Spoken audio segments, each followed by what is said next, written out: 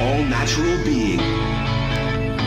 Warning, All Natural Being with Brawdy is designed to shake your sense of self to the core. It's full contact psychology with an empowering twist, a philosophical loofah for your soul. For those of you not ready or comfortable releasing your inner superhuman, listener discretion is advised. Here's your host, Brawdy.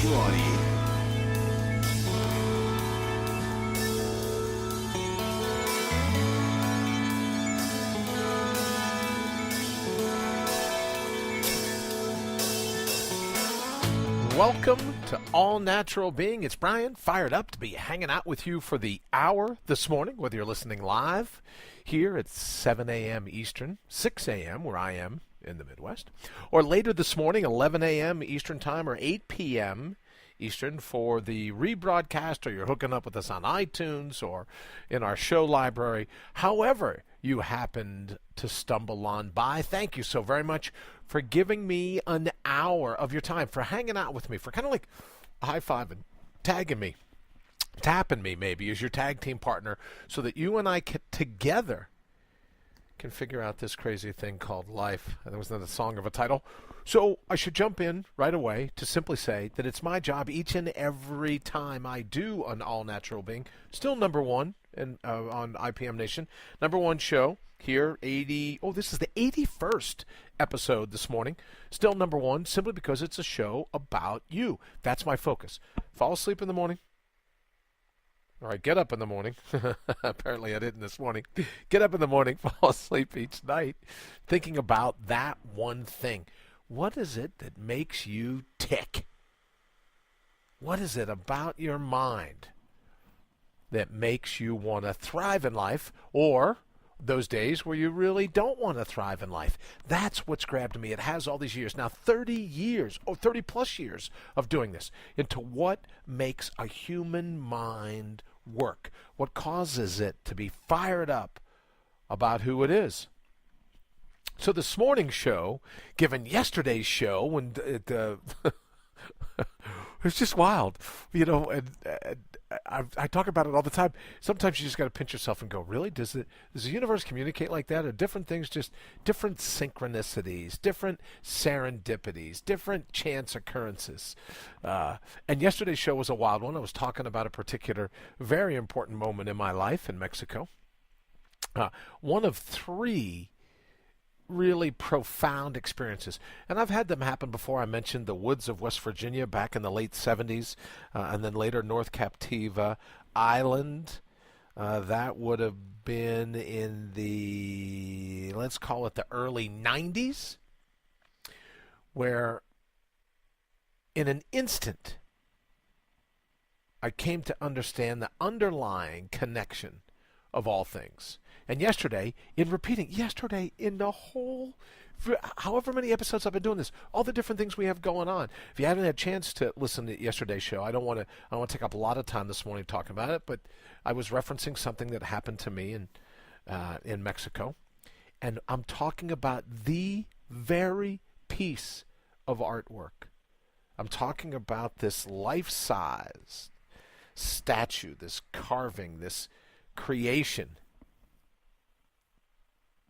And while I'm talking about it, a replica of that very thing, which I have on my wall here in the studios, we'll be showing you next week, because starting Monday we'll be doing video, at least some of the video teases, and as we ramp up, we'll be broadcasting the entire show as a video, so you'll be able to see that each and every morning, each and every afternoon or evening, whenever you tune in.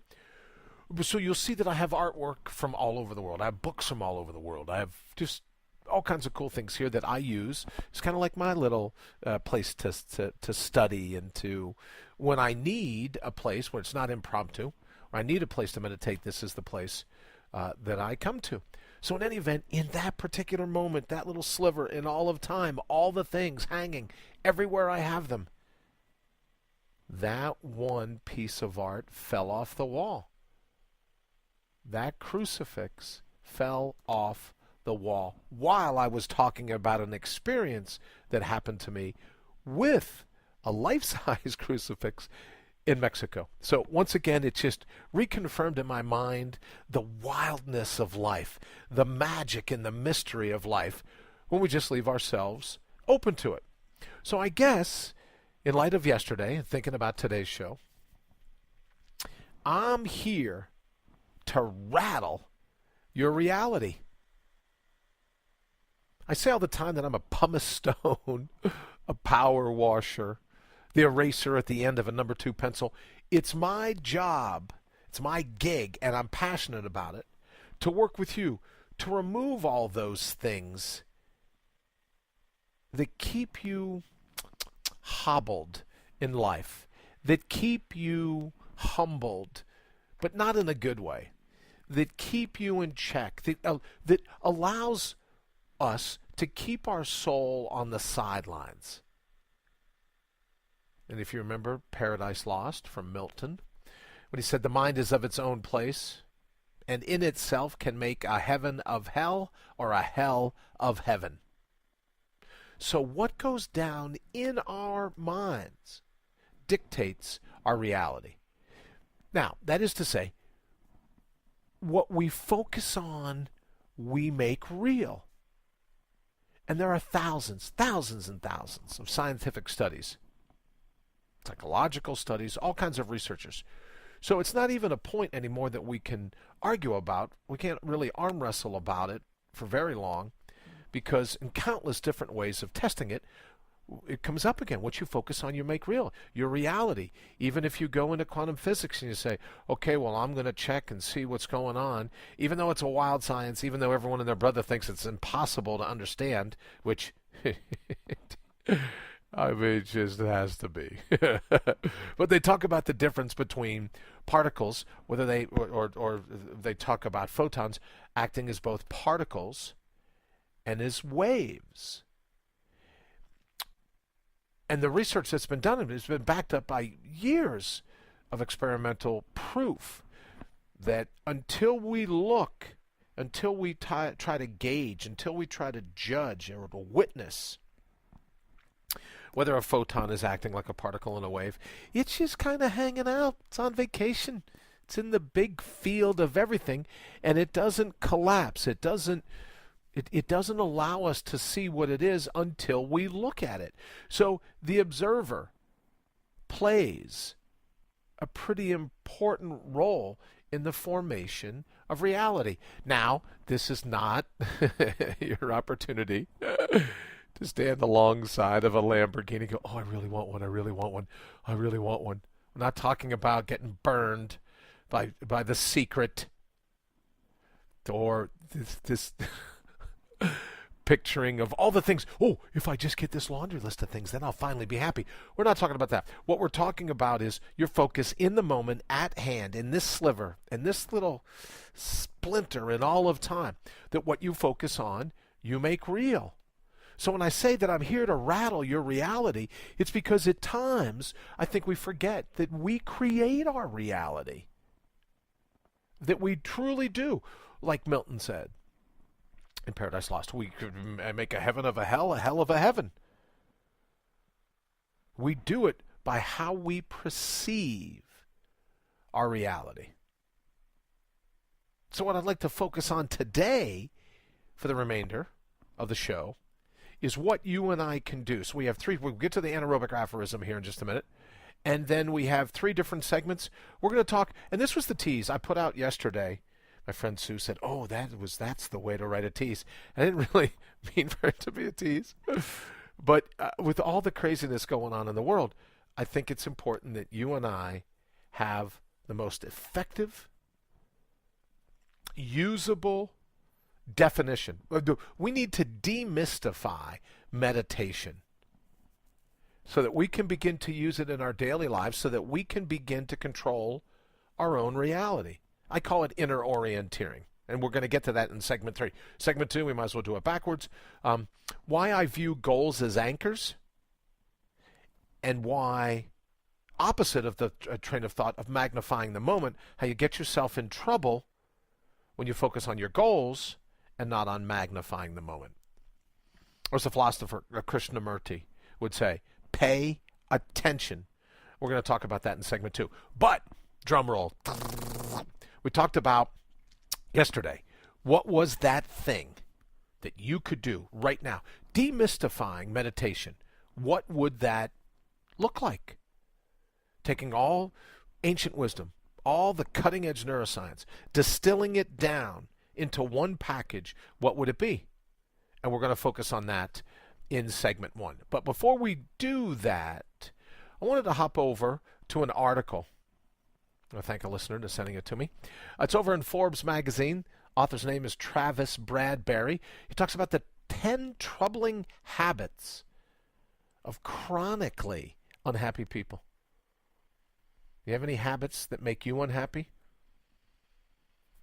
Would you even call yourself chronically unhappy? Or just does it sink in from time to time? You're just like, blah. If you've been listening to the show for any length of time at all, you know that I believe that we're unhappy because of our amnesia. We're unhappy because we've forgotten who we are. We're unhappy at those times when it happens because we forget about all of our natural resources. And if you get into the whole argument of nature and nurture, what's genetically, how are we programmed, will we be happy, will we not be happy, all those things, at least when you look through all the different scientific studies, at least half of what we do, we're able to control, our attitude.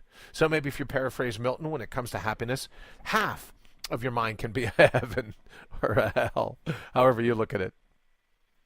And that's not to say that the doctors are necessarily right with a genetic predisposition to what levels we might have in happiness. But at least the trend right now is to say we can change 50% of the levels of unhappiness that we have in our lives. So what does he say? The habit of the unhappy. Number 1, waiting for the future. Huge fan of that, got to tell you. I'll be happy when. We talk all the time about the carrot at the end of the stick. Oh, it's going to be good. Friday, happy hour. I can't wait. Working for the weekend. What was that old Loverboy song? Everyone's working for the weekend because I'll finally be happy. Well, according to this is one of the unhappy habits. The very habit that's going to make us unhappy. Waiting for the future. We can't find it in this moment. Waiting, wanting, treating God or the universe, however you define it. Treating that divine power as an ATM. Going, oh, if you just give me this, then I'll finally be happy. Then we're talking. Then, what did my mom used to say? Then we're cooking with Crisco, right? Always waiting, never happy in this particular moment. Number 2 on his list. Spending too much time and effort acquiring things. Boy, I'll bet you George Carlin would love this. He would have called it stuff. And according to the article, quote, there's a notion of research that shows that material things don't make you happy. When you make it a habit of chasing things, you are likely to become unhappy because beyond the disappointment you experience once you get there, you discover that you gain them at the expense of the real things that can make you happy. Friends, family, and hobbies, end quote. So we're busy going after all kinds of stuff, but we're not paying attention to the things that could make us happy right now in this moment. He goes on. Habit number 3, staying home. When you feel unhappy, quote, it's tempting to avoid other people. So we know we want to get out there and mix it up. Who knows who you're going to bump into? Grab a cup of coffee. Head over to the library. Maybe hit a bookstore. Take in a movie. You never know. Could be somebody in line waiting. Get your Diet Coke, your Goobers and Raisinets. You never know. You want to get out. You want to move around. No reason to be antisocial about it. Get out. Move around. That's what he says in terms of his 3rd tip. Number 4, and I like this one, seeing yourself as a victim. Quote, unhappy people tend to operate from the default position that life is both hard and out of their control. Well, if we go back to Milton in the beginning, we find that it's only out of control if you view it as being out of control. It's only in control if you view it as being in control. when we realize that we're not the only person that crap happens to. That when it does, we decide in the moment, is it a heaven or a hell? Then we take advantage of it. Which kind of leads us, nice segue. Look how well that was written. Nice segue into the anaerobic aphorism, which we'll get to in just a moment. Number 5 on Mr. Bradbury's list, pessimism. Nothing fuels unhappiness quite like pessimism, is his quote. If you expect bad things to happen, again, if you're always looking for Milton's hell, and you get a hell, it's on you. He says in the quote, quote, pessimistic thoughts are hard to shake off until you recognize how illogical they are. Force yourself to look at the facts. Ooh, I like this one. Force yourself to look at the facts and see that things are not as nearly as bad as they seem. That's number 5 on his list, pessimism. Let me ask you, you ever guilty of it? Are you looking and go, oh, this is going to be brutal? But then if you take a moment, you go, well, at least I'm here for it to be brutal to me. Because I didn't have to get up this morning. I could have tapped out in my sleep, but at least if I'm here, there's something I can do about it. That's pretty cool. Number 6 on his list, he talks about complaining. You have anyone that you work with, anyone that you live with, anyone that you know, it's just like, nothing's ever good enough. We talk about the speed bag if you're a boxer. Always complaining. Was out the other day with some friends for lunch. Stopped at a Jimmy John's, if I remember. Those are very fast subs. It's like you order them and they're there before you can get down to the end of the line to pick them up. I stood there going, where's my sub? And the girl looked at me. The young lady looked at me and says, well, what's right there? I go, I just got here. In any event, we're standing there. So, we get our subs. And we're over in line waiting to get something to drink at the vending machine. And honest to goodness, these people there are having a conversation. And in the 2 to 3 minutes it took me to finally get up to where I could get my drink, these two people were just back and forth complaining about apparently a couple different coworkers. And then the other one would go, oh yeah, well, how about and all they did was complain. And I thought to myself in that moment, you want to be compassionate right away. You want to interrupt and go, look, really? This is your lunch break from work?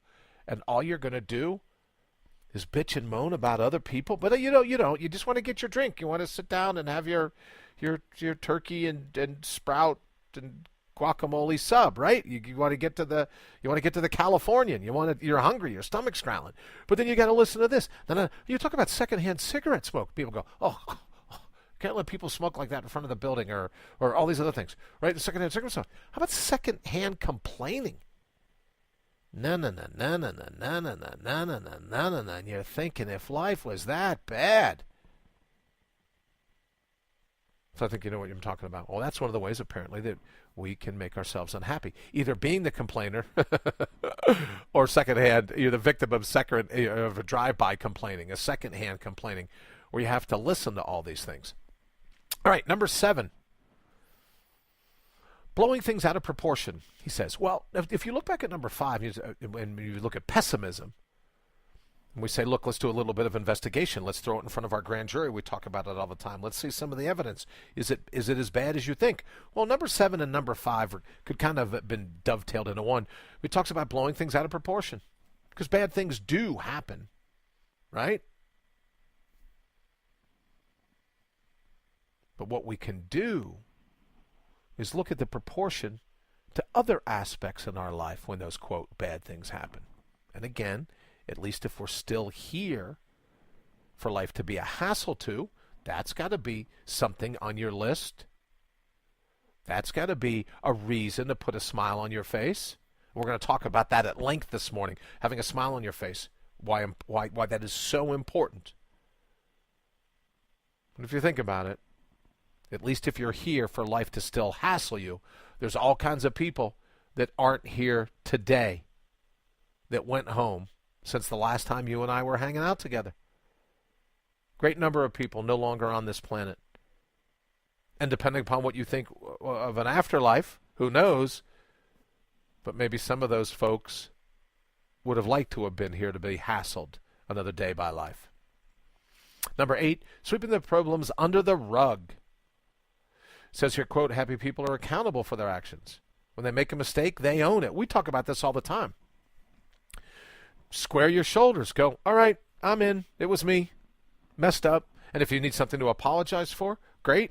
If you need just to apologize for yourself, have a little bit of compassion for yourself and go, not my best move. Could have done it differently. Maybe I should have. Could have, would have. But now I apologize and I'm moving on. I've learned from the lesson. I'm not going to sweep it under the rug. Not going to pretend it didn't happen. I'm not going to try to bury it in my mind. Like if we're meditating. Oh, what are you meditating? How do you meditate? Oh, I'm trying to clear my mind of all thoughts. That's like asking your television set to be cleared of all TV channels. It's there to think. Yes, I'd like my TV screen not to have any TV shows on it, please. No cable either. Yeah, believe me. Watching the news of late, I could see why you'd want that, but think about it. Asking your mind, no, I've got to clear my mind of all thoughts. Well, that's what minds do. So you may want to think of that. We're not going to try to ignore it. We're not going to try to cut it off. We're not going to try to push it under the rug. And when those thoughts pop up and we go, oh, yeah, there you go. I've talked before about ducks floating by on a river, sitting on a riverbank, or birds flying by in the sky. If you don't like swimming ducks, how about flying birds? Birds fly by. Doesn't stop and fly right over top of you. Although I was at a rally one time taking pictures. Pigeon crapped right on my shoulder. Brand new shirt. And you can never get the stain out. You send it to dry cleaners. No, there's the stain. There's where the pigeon crapped on me. All right, number 9 in his list. Not improving. Let's take a look at this. Quote, because unhappy people are pessimists and feel a lack of control over their lives. They sit back and wait for life to happen to them. They just keep plodding along. Then they wonder why things never change. So not improving. You and I could say that we could improve within the moment. Bagging and tagging the evidence, the fingerprints of providence, what life throws at us in the now that helps us craft our plan for this particular moment, what we can do. So we're constantly improving because we're looking at where we're standing right now. Not that improvement comes with a carrot at the end of the stick. The improvement is the recognition of the evidence at hand.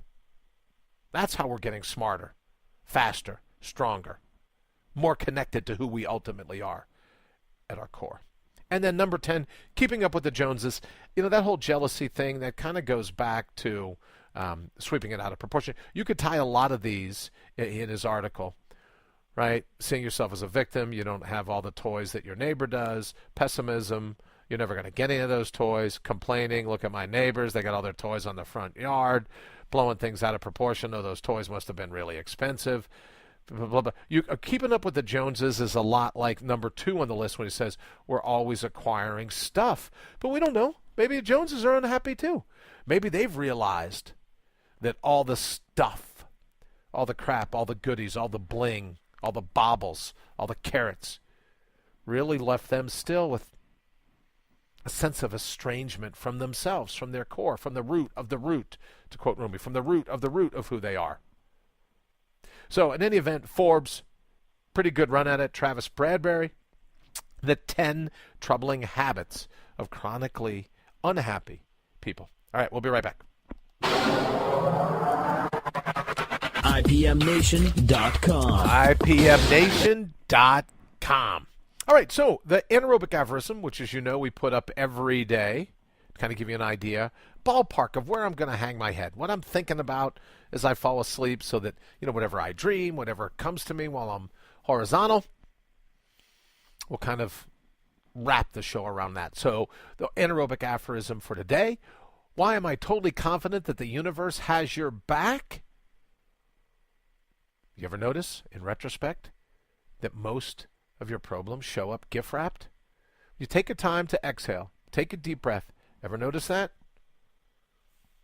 I remember there's an aphorism, and I'm sorry I don't know where it's from, but misfortune does not always come to injure. I don't know if you've ever heard that. But when we take a moment, we sit back, We really do a little bit of evidence gathering. We get to the root of it. We don't sweep it under the rug. We look at what's really going on. A lot of our problems show up to kind of like nudge us, to get our attention, to let us know, hey, this is something you could be working on. This is something you could be mastering. And that's why I think when you look at it, the good, the bad, the up, the down, the left, the rights, everything going on in the labyrinth, everything. How you focus on it, you give it its definition. You give it its meaning. So instead of just saying, oh, that was a real mistake, or that was a real problem, or can you believe that happened to me, or any of these other things, we could look at it and go, yeah, I believe that lesson happened to you. That was great. What did you do to counteract it? How did you learn from it? What did you glean? What did you take away from it? Then we get to look at them and say, wow, they really did come to teach me a lesson.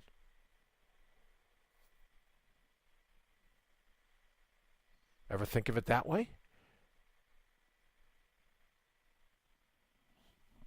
Ever wonder about that? Maybe the things that happen to us to help us up, help us out. Let us see what's going on. You never know. Could be.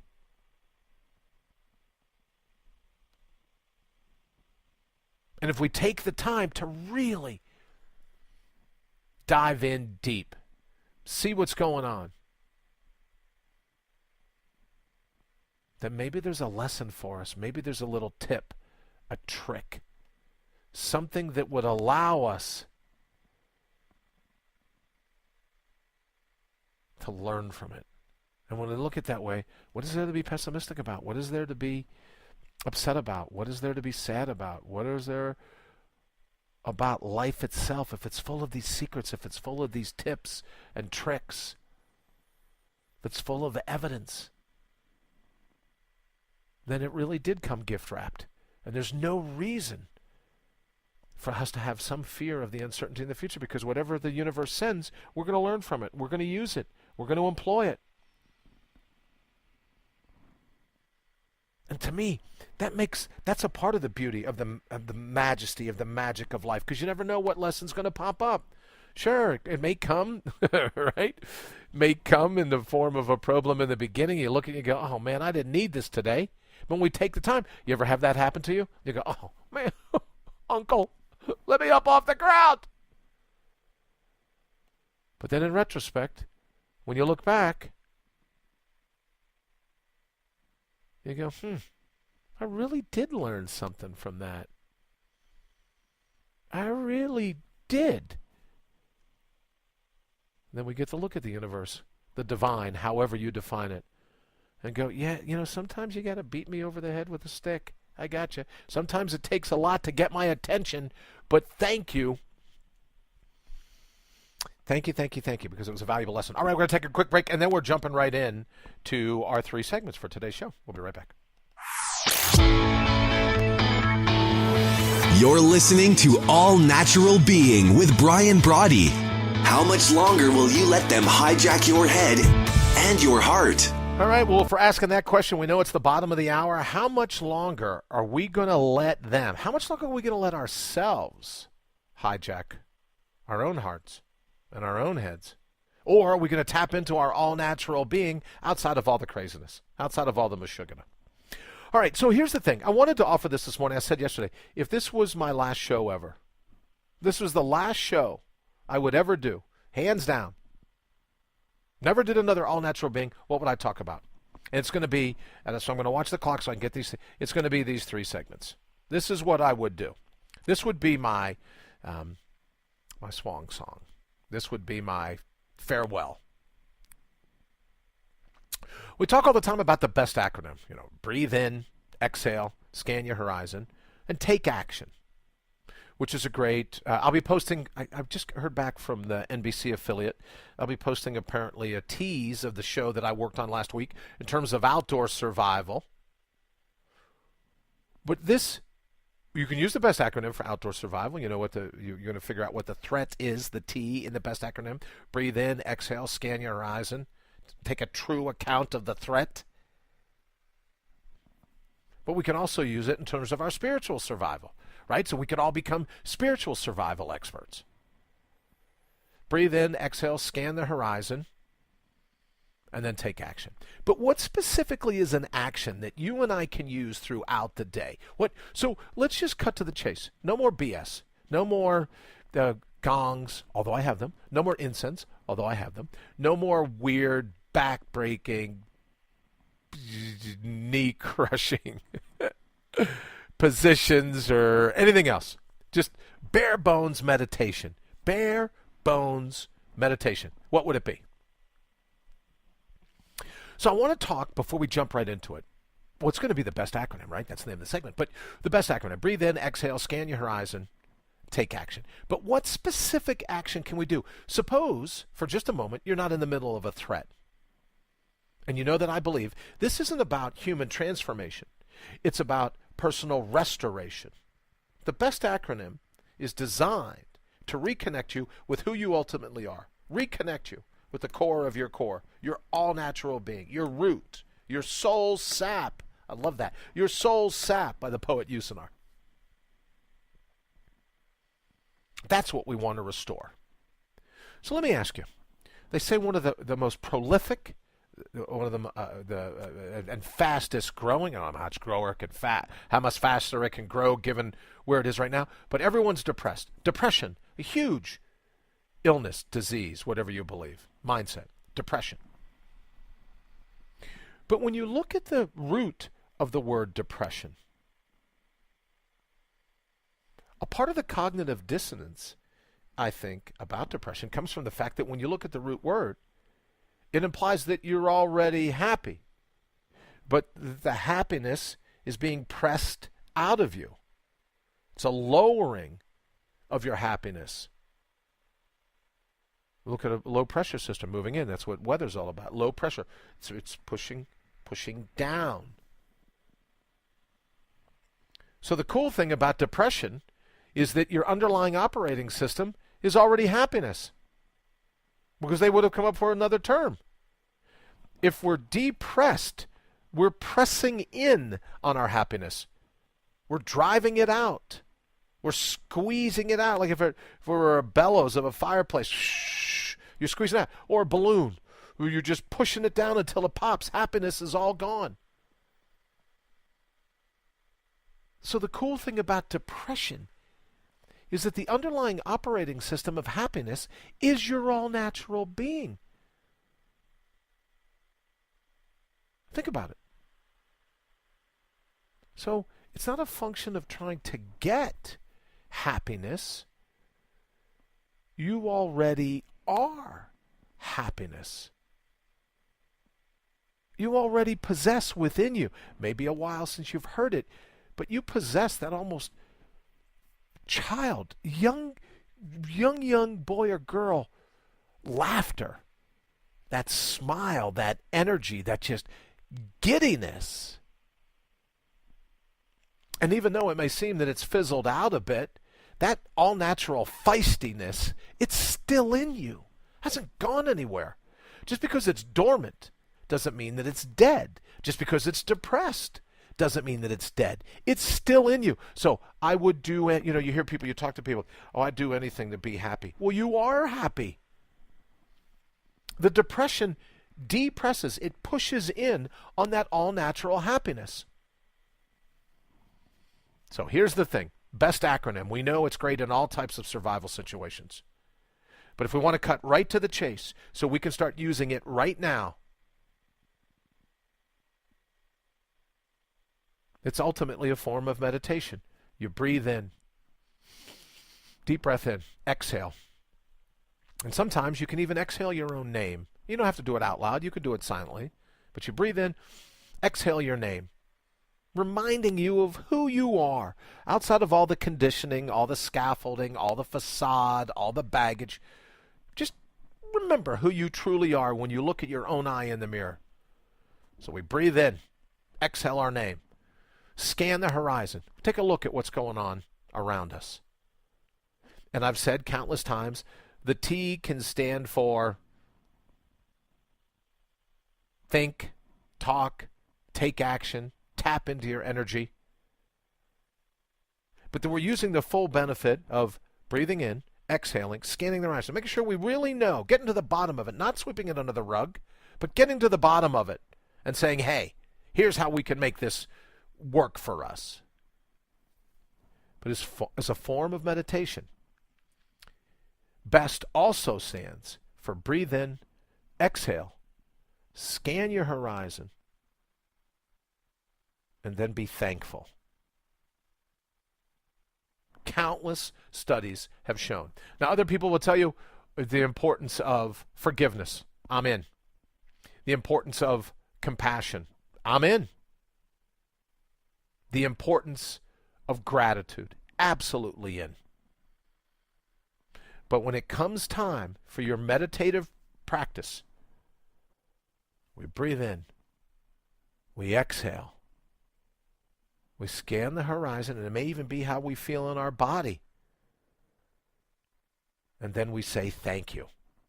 Gratitude without a target. Whatever you believe, big bang, or big breath. It's thankfulness in the moment. So when people say, well, forgiveness is important, that's a big one. Absolutely. But if you're thankful for the lesson, then you've forgiven the person. Because if there's something that someone's done for you and you haven't been able to forgive them, somewhere in that, as hard as that might be at times to find, somewhere in there, there's a lesson for us. So if you can be thankful for the interaction with the person that wronged you, not saying it's easy, simple, but not easy. But when you can grow to be thankful, grateful for the encounter, then forgiveness kind of dovetails right in. Compassion. Compassion is the recognition of your all-natural being. Much the same as thankfulness. Thankful for being given this being in the first place, however it came about. Aliens, the Almighty, gravities. You can be an atheist, agnostic, believe in the grays. Doesn't matter. Doesn't matter to me. I don't care. You should. I don't. Whatever you believe, I'm a fan of. Big bang, big breath. Saltwater pond or the palm of an almighty hand. Totally up to you. All I'm suggesting is that when you're thankful for that, then compassion and forgiveness kind of dovetail. And the single greatest benefit you can confer to yourself right now, doing this meditation, you breathe in, you exhale, you scan the horizon, whatever thoughts are going by in your mind, just say thank you. And again, you don't have to have a target for your gratitude. Just say thank you. Try it right now. Breathe in, exhale. Oh, Brian's crazy. Well, thank you. Right? See, it works. Oh, look at that. Hold the press. Film at 11. When we can cultivate a sense of gratitude, thy will be done. Scan the horizon is just the visualization. It's just the confirmation of that will being done. Whatever that will is, the Tao follows its own path. Whatever the labyrinth throws at you at the moment, when you say thank you, I'm at least here to square my shoulders with it. It rewires your brain. So are all these meditation experts, all these gurus, whether they're calling themselves your guru or not, I am not your guru. Can you walk across this hot bed of coals for me, please? You got to walk across this hot bed of coals. And then there's the bottles of snake oil on the shelf right next to the credit card machine in the back of the room. Can you do that for me, please? No, we don't need that. Breathe in, exhale, scan your horizon, and be thankful. Oh, Bri, it's just a brutal day. Tough nerds. A brutal day is not being here. That's a brutal day. Having tapped out in your sleep, that's a brutal day. But if you're still here, you and I have something to be thankful for. So we breathe in, we exhale, we scan the horizon, and we just say thanks. Thanks for what? Thanks for our all-natural being. Thanks for the lessons that I've been taught. And that cultivates a compassion right away because we know that underlying that, all of us have that connection to an all-natural being. It dovetails nicely with forgiveness, another big one that you hear all about. But gratitude. You know, they say, let me do this. They say all the time, love makes the world go round. Never believed it. Never. Doesn't mean I'm not in love. Doesn't mean that I don't have family and friends and extended friends that I love, ideas that I love, music, art, food, the athletic things that I love. Doesn't mean that I don't understand what the concept love is. But it isn't love that makes the world go round. It's acceptance. It's standing there in the moment and going, I'm not going to sweep it under the rug. Yep, I got it. Let's go. Let's do it. Square my shoulders. Figure out what's the lesson for me. How's this going to work? What am I going to do? It's not love. It's acceptance of the moment at hand. Because when you truly accept another person, when you truly accept it as a skin bag full of of everything, right? Of all their natural resources. Skin bag contained of those things which, we've grown to learn to label as either good or bad. When we have a total acceptance of that, you could call that love. But what makes the world go round is the acceptance of the moment at hand. So when you breathe in, you exhale, you scan your horizon, and you say thank you. That's the acceptance. Thank you. Again, we're not necessarily going to embrace it until we know. I don't like this idea of embrace the suck. We've talked about this before, but we can engage it. We can at least square our shoulders with it before we decide, is there a benefit to us wrapped up in this gift, whatever the gift may be? But when we breathe in and exhale, scan the horizon, and then say thank you, there's no way for depression to take hold. What are we depressed about? When we say thank you, we're cultivating a sense of gratitude. God or gravity, big bang, big breath, doesn't matter. We have a sense of gratitude for having been put here in the first place, for being here still in this moment. And that's meditation. As Krishnamurti says, pay attention. Then, the T in the best acronym of thank you. Thank you is thanks for allowing me to have the ability to pay attention, to confront this moment at hand, not try to avoid it. I'm going to sit on a pillow, cross my knees, and hold my fingers in a certain way, and I'm going to make sure that I clear my mind of all thoughts. Where do people come up with this stuff? It's not about gymnastics. It's about your gray matter. And when you can cultivate a sense of gratitude, and a little bit of white matter, but you get where I'm going with the G's, well, your gray matter. And when you cultivate that sense of gratitude, depression, gone. Stress, gone. You're going to feel it. Breathe in. Exhale your name. Scan your horizon. Feel what's going on in your body. If your eyes are open, see what's in your immediate realm, what's right beneath you. If your ears are open, if your nose is open, you can hear it or smell it. And then say thank you. Thanks for the ride. Thanks for leaving me here another day. Thanks for the struggle. Because I know it's got a bow and a ribbon on it somewhere. Thank you. And again, gratitude without a target. When you do that, because, right, meditation ultimately is to reconnect. The purpose of meditation is to reconnect with your all-natural being. To be that pumice stone. To be that rattling of your reality. To get back to who you truly are. Your all-natural being. That's what meditation's supposed to do. So save all the craziness, all the gymnastics, all these other things. Oh, let me teach you meditation. Hey, great. Or you could sit, take a deep breath, exhale your own name. Have compassion for who you are. Yeah, with all my pluses and minuses, all my goods and bads, all my all my different things, I'm me. Then you scan your horizon. See what bubbles up. Feelings in the body, feelings in the field around you. And then you say thank you. Then you say thank you. And when you do, your brain rewires itself.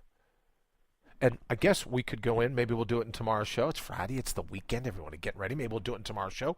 But we talk at length about all these different studies that have been done and say, well, I'm going to do A and then I'll be happy. Countless studies that are showing now, in terms of positive psychology, when we do it, when we look at it, we can't be successful until we're happy first. We go back to our underlying operating system, which is our all-natural being, which is our native happiness, which is why we smile. Because we're thankful, we're grateful. Of course we're going to forgive. That lesson benefited us.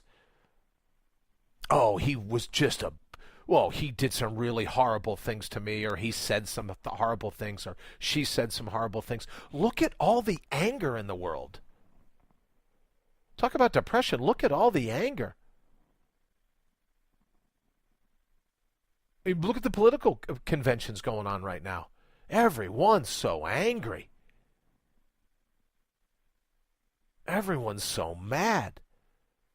About what? Still being left here? Still having a chance to tap into your all-natural being? Still having a chance to be happy, to be successful, to be fulfilled? What are you so pissed off about? Well, I'm voting for Trump. Well, I'm voting for Clinton. Well, I couldn't care less. I'm here each and every day to remind you that the key to all of this is to vote for yourself.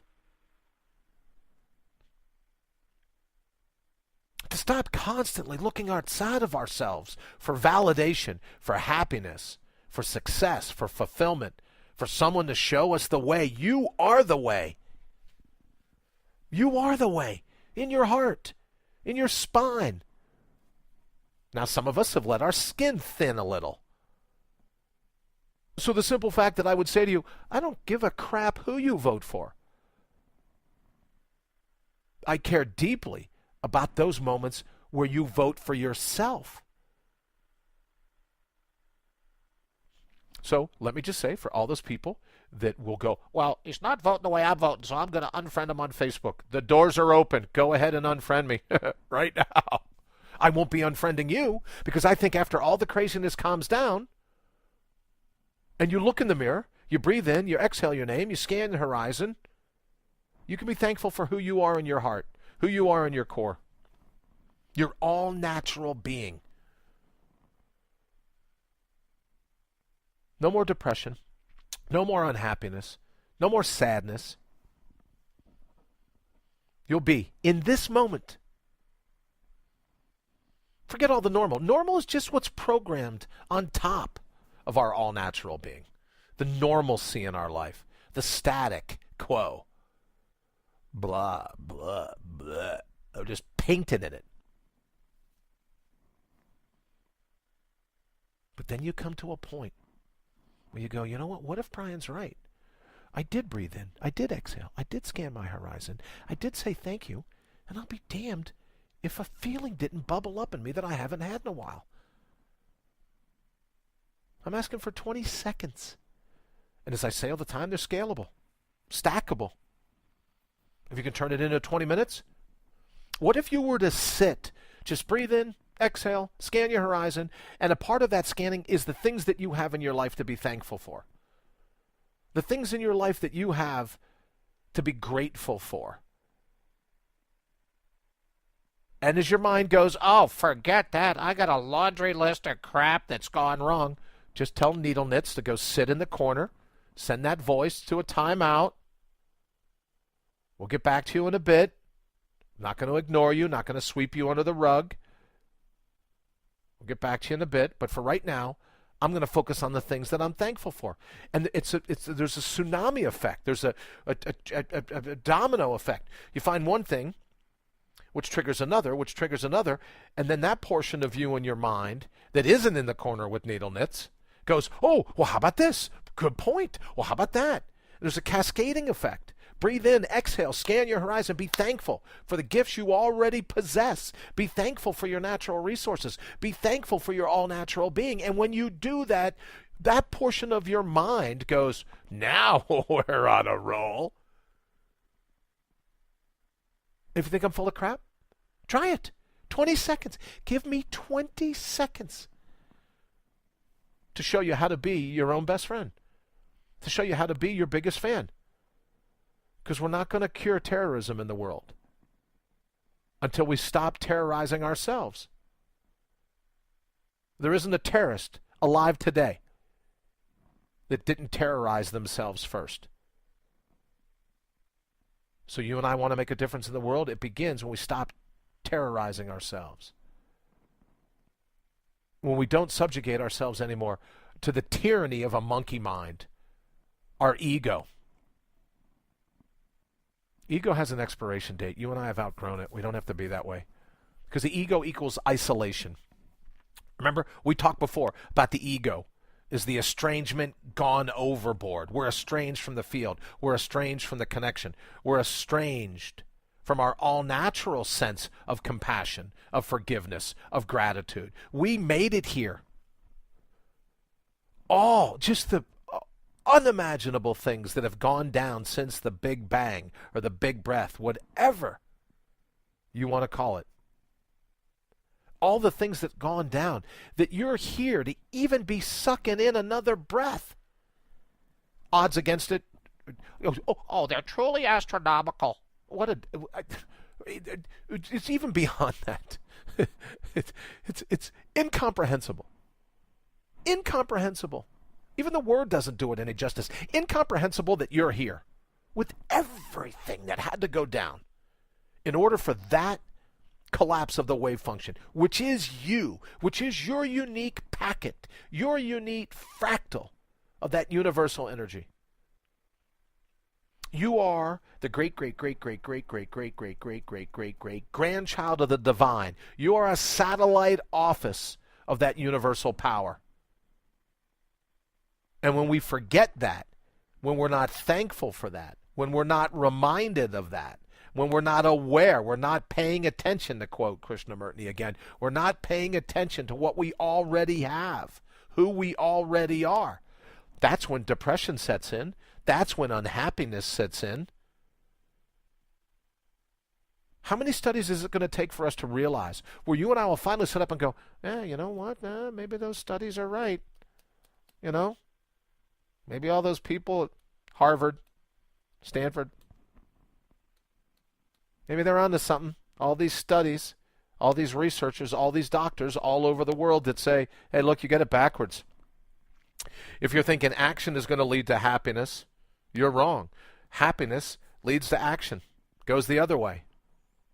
And when we remember who we are, when we get rid of the amnesia, when we get rid of the blind spots, we take the pumice stone, the philosophical loofah, and we remove all the baggage. What do you got left? You got the all-natural grain. You got the real wood. You got the real you. So the next time someone wants to sell you on this concept of how difficult meditation is, how difficult it is, are you kidding? Breathe in, exhale, scan the horizon, be thankful for who you are. That skin bag full of natural resources, full of the treasure. The end of the rainbow ends inside of you. That's the pot of gold. So we don't need any goals. It's not about what you want, but what you're going to do with those natural resources. Goal setting is all about neediness. All natural being is about inevitability. You're here to manifest your destiny, and you're going to do it. So we don't have a deficiency. We don't need X in order to feel happy. We have a definiteness. We're definite about it.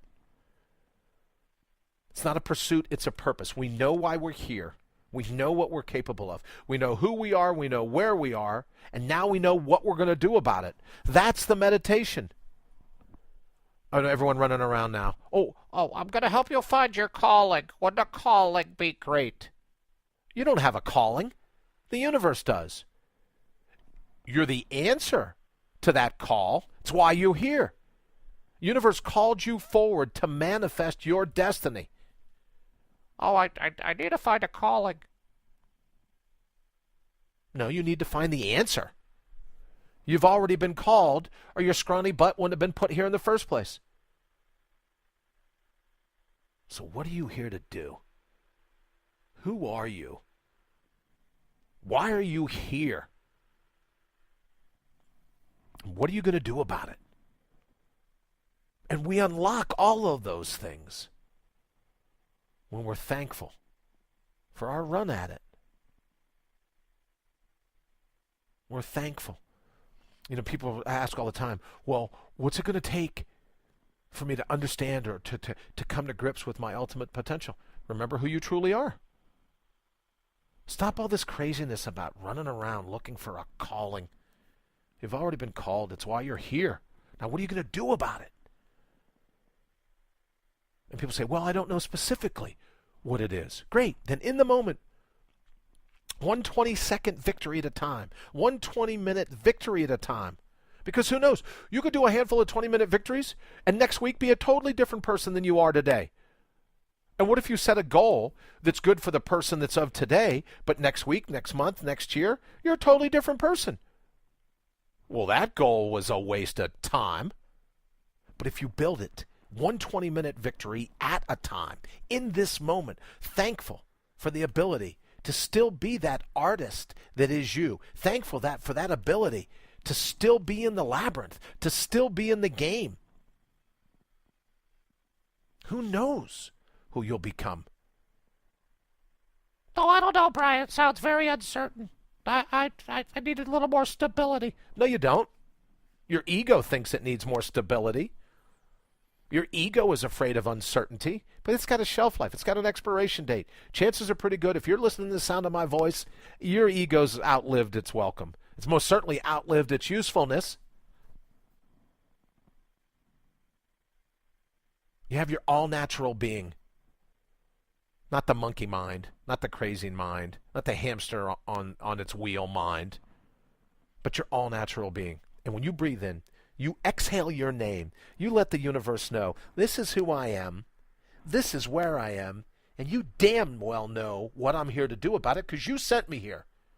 So it's time to sit back and watch the sparks. It's time to sit back because I'm ready to let it rip.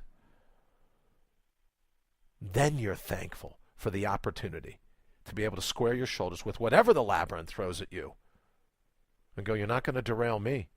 You're not going to knock me off. I'm in, and I'm a badass. And watch what happens to your unhappiness. Watch what happens to your depression. If I say badass one more time, watch what happens to my clean rating in iTunes. I guess. I don't know. They should give you a list. Don't you think, if you're brand new to something like this, don't you think you should have a list of words that you're allowed to say and not say so you can keep the clean rating? Well, lips are having a hard time working this morning. All right. Well, it would have been opportune to tell you probably 59 minutes ago that you could reach out to me at 331-684-7685.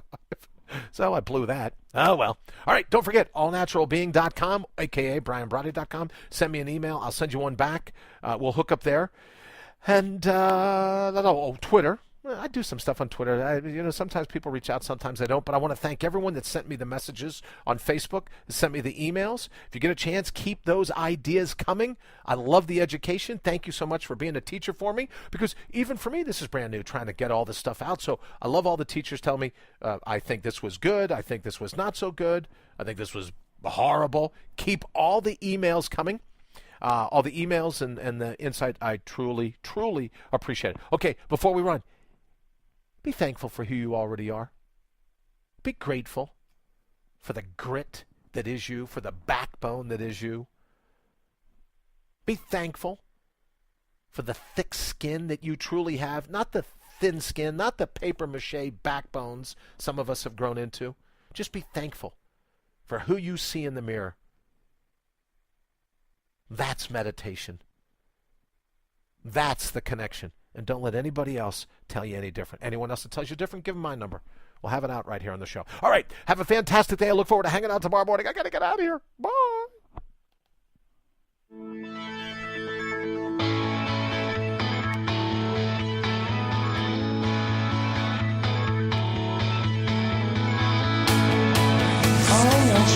You've been listening to All Natural Being with Brian Brawdy.